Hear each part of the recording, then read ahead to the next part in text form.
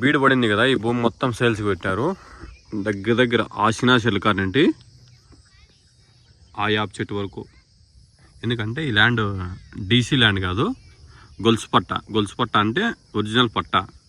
శివాసాగ్ అంటారు DC land అంటే.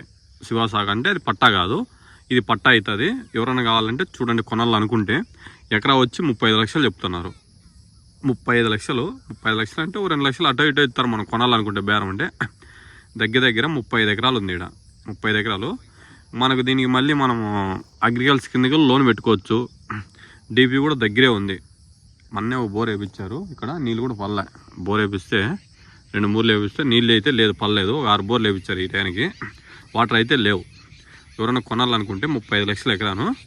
నా నెంబర్ పెడతా, నాకు డీల్ చేయండి. 1 లక్ష అటో ఇటో.